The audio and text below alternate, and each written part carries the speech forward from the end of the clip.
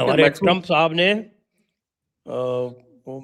Madam मटाडो को ये कहा है, आपने सुना कि नहीं? ये his message for lady Machado is कि भाई you are coming to US, so you better bring your Nobel prize along and hand it over to me. Yeah. And only then you will be considered for Venezuela's presidentship. Yeah. You know, the वो होता है ना, That is the latest joke. Plus he's joking, he's cracking other jokes as well. हमसे बात नहीं की, हमसे बात की, हमसे ऐसे कहा, हमसे वैसे किया, ये नहीं किया, वो नहीं किया. Sorry to see this state of United States. मनोबल है या मानसिक व्यवस्था है या मानसिक असंतुलन है या सीधे सीधे कहें तो पागलपन है. ठीक. I'll put it in a slightly different manner, and I mean, you know, this is something which is from his chief of staff. There's one lady called Susie Wiles, who's his chief of staff. कहते हैं कि उसके पूरे जितने staff हैं उसमें she is the one who controls him the most, और उसकी बात सुनता है. उसने एक इंटरव्यू दिया वैनिटी फेयर में, and she has described Trump as an alcoholic personality. Oh. Yeah, it's there. It's in the headlines. Okay, मैं ये कोई गलत नहीं बात कर रहा हूँ. Oh, and what's more, he likes being called an alcoholic personality. अच्छा, ये भी है. ये भी है. And he doesn't drink. Oh, okay. He doesn't drink. And yet he likes being called an alcoholic personality. Because his personality is alcoholic by nature. That means he's addictive. He gets addicted. And what does he get addicted on? You know, he probably gets addicted on power. He addicts you with his personality, or whatever. Right? And that's why I'm choosing that वो lady जो इसको सबसे ज्यादा जानती है और control करती है, उसकी बातों से मैं आपको बता रहा हूं कि ये किस टाइप का इसका मानसिक व्यवस्था है. तो अगर आप देखेंगे तो ये जो वेनेजुएला में जो हुआ है उसके बाद जो है ना, ये कुछ अल्कोहलिक से ही बिहेव कर रहा है. ये आप देखो, चाहे वो कहीं भी मिमिक्री कर रहा है और कुछ भी बोल रहा है, और यू नो जोकर की तरह. हम और आप भी नहीं करते ऐसे. ठीक है ना? कोई भी सेंसिबल नहीं करता, बंदा नहीं करता. कोई भी. आप फ्रांस का प्रेसिडेंट को नकल उतार रहे हो और जिस तरीके से वो उसका, और अभी नरेंद्र मोदी जी का बोल रहे हो, ये सब वर्ल्ड लीडर्स हैं यार. अभी गिने चुने 10-15 हैं. उनका अगर आप नकल उतारना चाहते हो और उनको बेइज्जती करना चाहते हो तो आप कहां तक जाओगे? जो भी इसने किया उसके बाद उनका वो देश जो है इसके साथ तो नहीं रहेंगे बिल्कुल. और भी वैसे भी अगर आप देखा जाएगा, कौन सा देश है इसके साथ है आज के दिन सिवाय ब्रिटेन के? और पीपल ब्रिटेन को ये रोज इंसल्ट करता है बंदा. इंसल्ट कर, पर उनको तो कुछ कर नहीं सकते ना.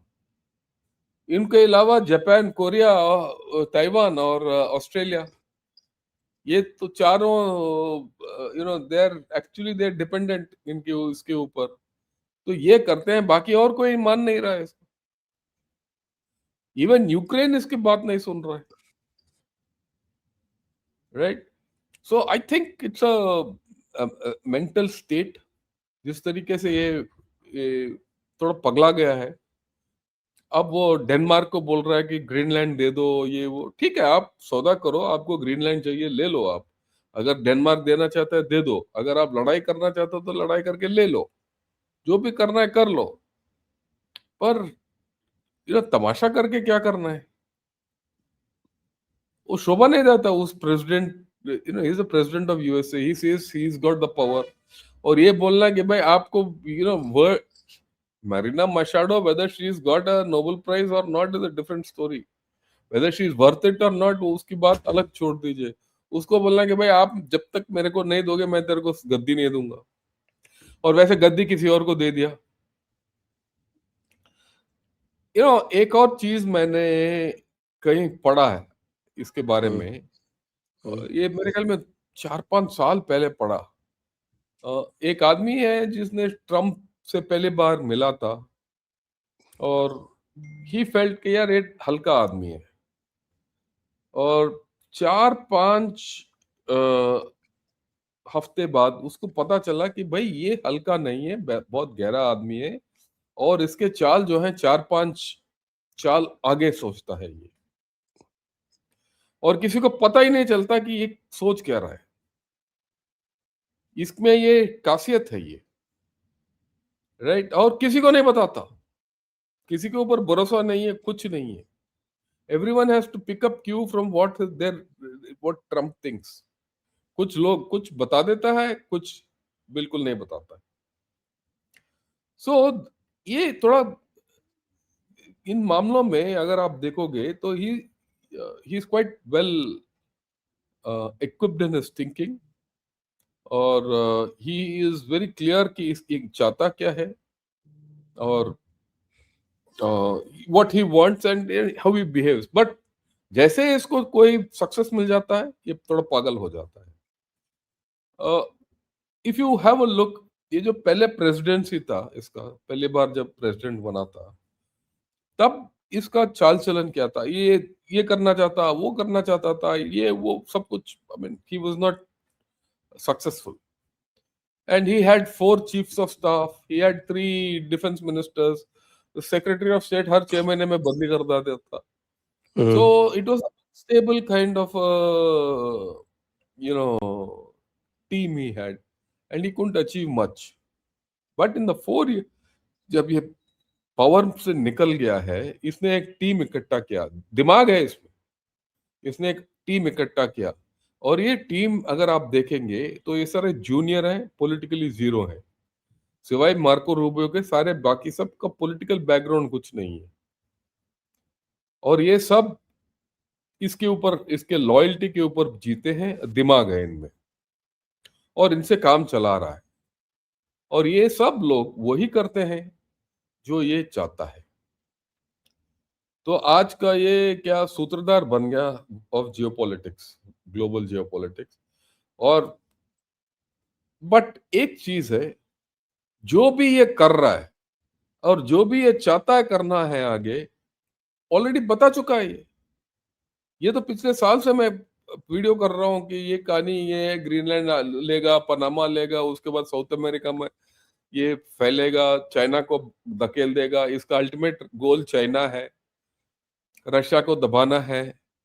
हाँ, मैंने एक गलती की, मैंने सोचा कि भाई ये इंडिया को साथ ले चलेगा बिकॉज इंडिया की जरूरत है, पर इंडिया को भी एजेक्ट कर दिया, पाकिस्तान को ले लिया, मतलब घोड़े को बेच के गधे को ले लिया। यू नो, तो ये ट्रम्प की पर्सनालिटी है, क्या करोगे आप। तो ये इस स्थिति में है हम आज के दिन कि और इसके साथ व्यवहार करना है। अचानक इसने, जैसे वो नॉर्थ अटलांटिक में वो रशियन शिप को बोर्ड किया, इसने सिर्फ सीधा $500 500% का टैरिफ का कहानी शुरू कर दिया। सो एंड प्लस ये अचानक नहीं आया ये लुटने का बात कि you know there was a call required by Modi to Trump to seal the deal वगैरह, ये सब संकेत है, कोरियोग्राफ्ड है ये, और दबाव आ रहा है वापस भारत के ऊपर। तो we'll see where all this goes.